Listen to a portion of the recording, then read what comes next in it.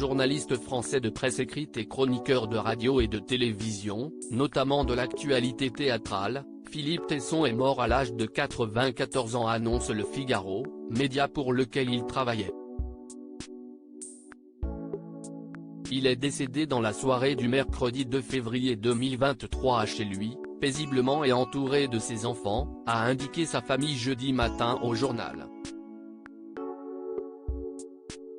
Fondateur en 1974 du Quotidien de Paris, il était propriétaire de la maison d'édition L'Avant-Scène Théâtre et de sa revue du même nom, ainsi que du théâtre de Poche Montparnasse à Paris.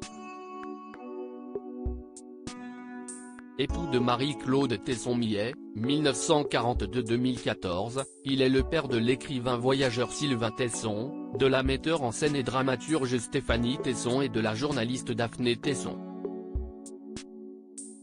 Le Figaro, très ému par la disparition de Philippe Tesson, revient sur le riche parcours de ce passionné de théâtre, grand connaisseur de Shakespeare.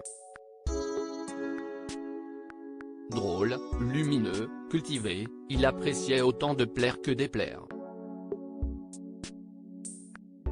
Ses tirades enflammées allumaient des étincelles, sa curiosité des êtres et des choses ouvrait la vie comme une fenêtre, écrit Le Quotidien. Originaire de Wassigny en Belgique, Philippe Tesson est né le 1er mars 1928. Venant d'une famille bourgeoise classique, son père était notaire, il a fait preuve dès son plus jeune âge d'une insolente liberté et son indépendance, ne se comportant jamais qu'un aristocrate. Après la Seconde Guerre mondiale, il est entré à Sciences Po pour faire une thèse sur le romantisme allemand. Il est secrétaire des débats parlementaires à l'Assemblée nationale lorsque le puissant patron de presse Henri Smadja lui propose de travailler avec lui.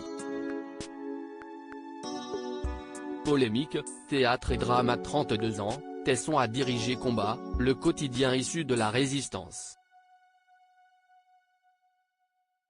Celui qui a été 32 fois convoqué devant la 17e chambre correctionnelle de Paris pour offense au chef de l'État a ensuite lancé Le Quotidien de Paris, publication qui manie l'art de polémiquer. Quand sa publication doit déposer le bilan en 1994, il se consacre à son premier amour, le théâtre. Critique au Figaro Magazine, après l'avoir été au Canard enchaîné, Tesson a écumé les salles de théâtre.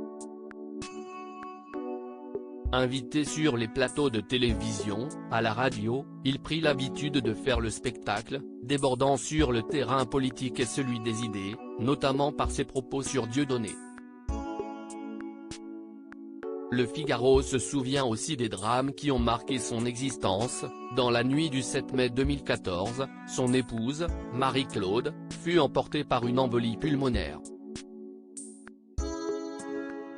L'été suivant, Sylvain frôlait la mort à Annecy en tombant d'un toit. En janvier dernier, hospitalisé, émergeant d'une réanimation dont ses proches pensaient qu'il ne reviendrait pas, Philippe Tesson eut cette ultime réplique : « Je ne suis pas né pour mourir.